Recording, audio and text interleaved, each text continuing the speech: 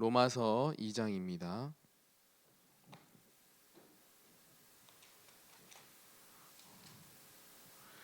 로마서 2장 12절부터 16절 말씀 한 구절 한 구절 교독하도록 하겠습니다. 무릇 율법 없이 범죄한 자는 또한 율법 없이 망하고 무릇 율법이 있고 범죄한 자는 율법으로 말미암아 심판을 받으리라. 하나님 앞에서는 율법을 듣는 자가 의인이 아니요 오직 율법을 행하는 자라야 의롭다 하심을 얻으리니.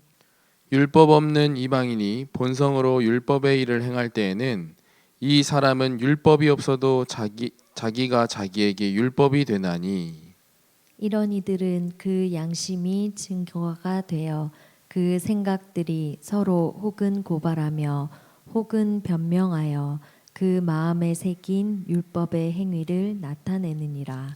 우리 16절 함께 읽겠습니다.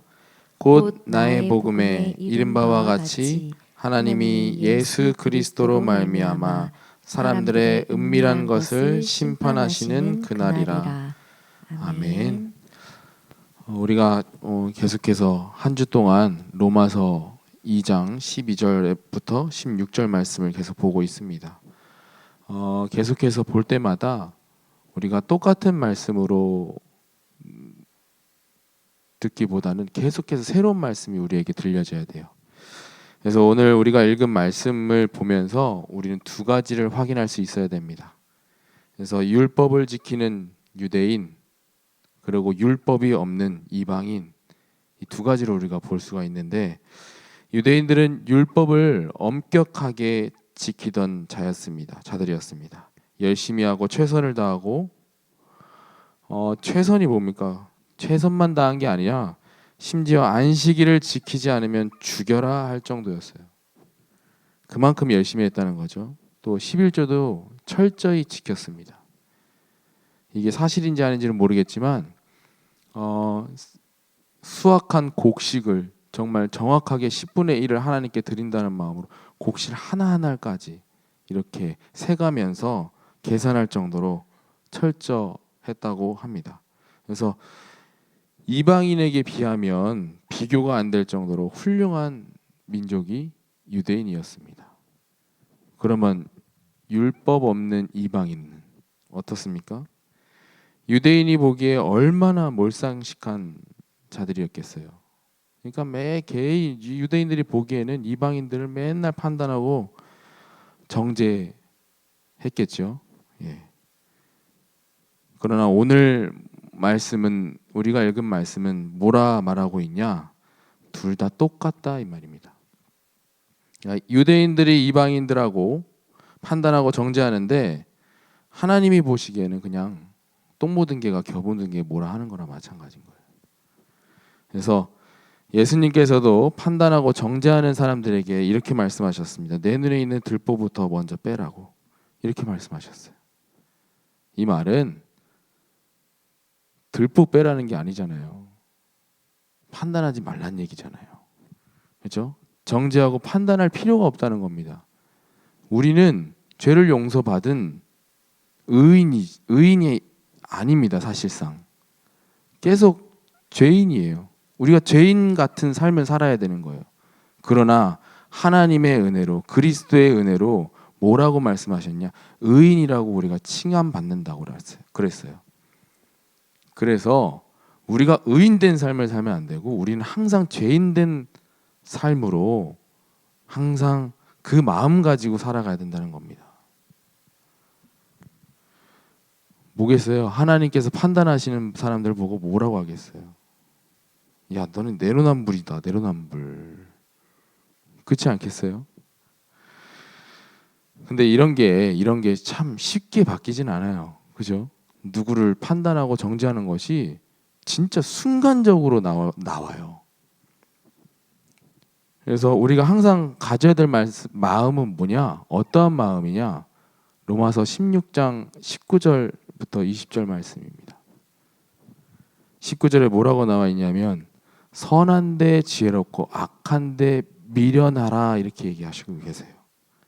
그래서 우리 모든 늘 좋은 교회 성도님들이 선한 데는 지혜롭고 악한 데는 미련하시기를 바랍니다. 이렇게 말씀 따라가게 살아가게 되면은 언젠가는 20절에 보니까 뭐라고 되어 있습니까? 평강의 하나님께서 속히 사단을 너희 발 아래에서 상하게 하시리라 그랬어요. 우리 주 예수의 은혜가 너희에게 있을지어다 그랬습니다.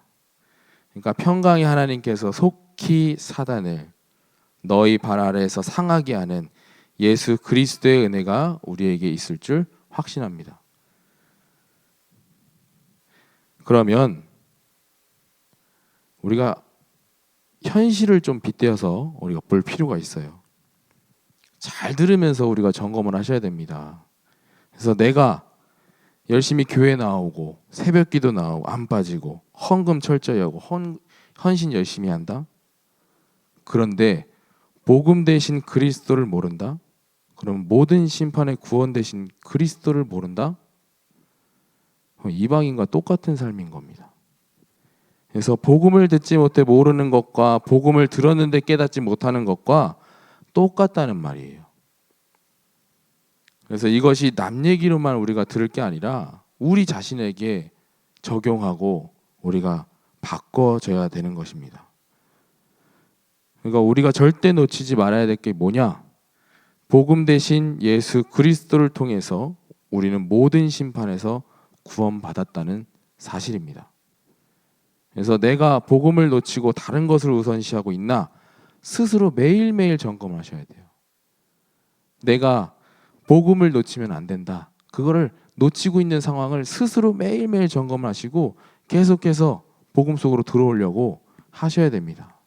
그래야지 로마서 16장 20절 말씀이 나에게 성취가 되어지는 거예요. 모든 사단이 내 발 앞에 무릎 꿇게. 이 말은 우리가 잘 들으셔야 돼요. 새벽기도 안 나와도 된다? 이 말이 아니잖아요. 그죠? 헌신하지 말아라, 헌금하지 말아라, 안 해도 된다, 이런 말이 아닙니다. 우리가 잘 이해하셔야 됩니다. 먼저 뭐냐? 첫 번째, 우리가 복음 놓치면 절대 안 된다. 그거는 복음 놓친 신앙생활은 종교생활에 불과하다, 이 말입니다. 그래서 근데 또 반대로 믿음만 가지고 있다? 정말 그 복음만 붙잡고 있다? 사실 그것 또한 아닌 거예요. 저희 이제 아버지가 청년 때 이제 시골에 있는 이제 감리 교회에 이제 다니셨어요. 근데 그 교회에 지하에서 저번에도 말씀드렸잖아요. 지하에서 계속 기도만 하고 계시는 분이 계세요. 365일 생활도 거기 기도실에서 하시는 거예요. 근데 목사님이 다른 성도들은 와, 저 사람 대단하다 그러는데 목사님은 복음을 알고 계신 목사님은 별로 이렇게 싫어하는 모습. 뭡니까? 실천에 옮기지 않고 있다는 얘기예요. 하나님께서 구원을 주시는 이유는 하나님의 절대 계획을 이루고자 너를 통해서 이루고자 구원하신 거지. 그냥 구원에만 머물고 있으면 안 된다, 이 말입니다. 그래서 우리가 잘 이해하셔야 됩니다. 이따가도 다시 한 번 더 말씀드리겠지만 말씀을 드릴 때마다 항상 그 말씀의 취지를 잘 깨달으셔야 돼요. 자칫하다가는 말씀을 통해서 내가 사단이 틈탈 수도 있다니까요. 그렇기 때문에 하나님께서 나에게 들려지는 음성으로 들으셔야 됩니다. 하나님께서 나에게 싫은 소리 싫게 하시겠냐고요. 나쁘게 하시겠냐고요. 아니, 먹을 거 달라고 그러는데 정갈 주시겠냐고요. 뱀의 독을 주시겠냐고요. 아니잖아요. 잘 이해하시길 바랍니다. 그래서 성경 속에 이제 바울은 성경적인 지식이 대단했습니다. 그리고 굉장히 열심히 했었습니다. 이런 모습이 우리의 모습일 수도 있습니다. 근데 바울이 깨달았어요. 뭘 깨달았냐? 율법은 복음을 깨닫기 위한 도구였구나. 또한 율법은 복음을 깨닫게 하기 위한 도구이구나 라는 것을 깨달은 거예요.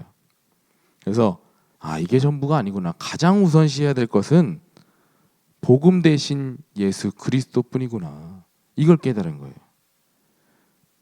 바울이 그리스도를 통해서 이제는 영안이 열렸기 때문에 그것을 보게 된 겁니다. 그 복음의 비밀을 발견하게 된 거예요. 그때부터 바울은 지금까지 자신이 했던 신앙생활이 틀린 것임을 깨닫고 바꾼 거예요. 그래서 우리도 보이지 않는 영적인 것을 바로 볼 수 있는 영안이 필요합니다. 그래서 함께 예배하고 기도하는 여러분들에게도 영안이 열려 잘못된 신앙을 발견하고 생명 없는 종교 생활에서 벗어나시기를 주의 이름으로 축원드립니다. 말씀의 취지를 정말 잘 들으셔야 돼요. 중요한 것과 필요한 것을 잘 구분하셔야 된다는 말입니다. 뭐가 중요합니까? 아까도 말씀드렸다시피 다시 한 번 더 강조드립니다. 복음 대신 예수 그리스도뿐입니다. 그러면 뭐가 필요합니까? 뭐가 필요해요? 하나님의 복음을 위한 것입니다. 그죠? 로마서 1장에서도 얘기했잖아요. 하나님의 복음을 위하여. 그러니까 이 복음이 전달되기 위해 필요한 것들이 있는 겁니다.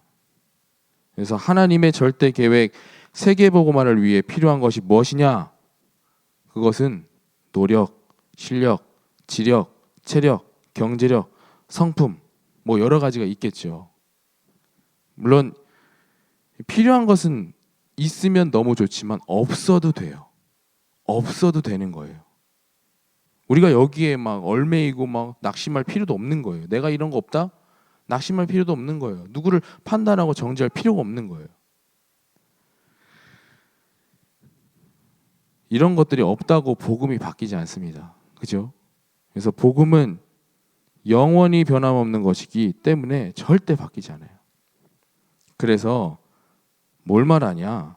이런 것들은 전도자의 삶을 이야기하는 겁니다. 그리스도만 붙잡으면 나는 구원받겠죠. 그렇죠? 그러나 필요한 것을 완전히 배제한 삶을 산다면은 그 사람을 통해서는 생명의 열매는 맺혀지지 않습니다. 않을 수도 있어요. 뭐가 달라요? 나 구원 받았으니까 끝났다. 구원파. 막 살아가고 있잖아요. 난 구원 받았으니까 죄 져도 된다. 이 말이 아니잖아요. 하나님께서 죄를 매일매일 회개할 때마다 용서해 주신다고 내가 매일 죄를 지면 되겠습니까? 아니죠. 우리는 구원받은 삶의 시작으로 전도자의 삶까지 인도 받으셔야 되는 겁니다. 하나님께서 왜 나를 먼저 구원해 주셨겠습니까? 전도자의 삶을 살기 위해서예요. 그게 하나님의 절대 계획이기 때문에, 절대 목표이기 때문에 우리가 거기에 방향 맞춰 살아가야 되는 거예요. 그래서 저번에 잠깐 말씀드렸잖아요. 그죠? 목사님과 권사님 둘이 너무 앙숙이에요. 목사님이 성품이 어떠냐면은 율법적인 교회에서는 절대 목회할 수 없을 정도로 성품이 그랬나 보죠. 권사님, 성도들이 얼마나 싫어하겠어요. 그 중에 좀 티내게 싫어했던 권사님이 계셔요.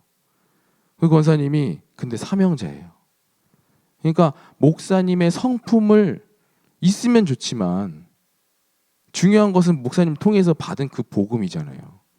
그러니까 그 교회를 떠나지 않고 그 복음만 바라보고 살아가고 있는 거예요. 그러니까 어떻습니까? 내가 아무리 신뢰하는 목사님을 통해서라도 복음이 전달되는데 그 권사님은 뭘 알았던 겁니까? 중요한 것과 필요한 것을 잘 구분할 수 있었던 거예요. 그러니까 그 권사님을 통해서 목사님을 통해서 받은 그 복음 가지고 그 복음 가지고 살아가니까 어떻게 됩니까? 그 권사님을 통해서 계속해서 생명의 열매가 일어나기 시작하는 거예요. 제가 무슨 말씀하시는지 잘 아시겠죠? 중요한 것과 필요한 것 잘 구분하시길 바랍니다. 그래서 생명 없는 종교 생활에서 벗어나서 이제는 생명 있는 신앙 생활이 되시기를 주의 이름으로 축원드립니다. 생명 없는 종교 생활에서 생명 있는 신앙 생활 우리가 두 가지로 볼 수가 있습니다. 첫 번째, 가장 중요한 거예요. 생명 대신 그리스도 없는 종교 생활, 그리고 생명 대신 그리스도 있는 신앙생활 잘 보셔야 됩니다. 그리고 두 번째로는 생명운동 없는 종교생활, 그리고 생명운동 있는 신앙생활. 생명운동이 뭡니까? 뭔 말입니까? 내가 받은 생명을 전달하는 재창조, 전도와 선교를 말하는 겁니다. 그래서 다시 한 번 더 말씀드리겠습니다.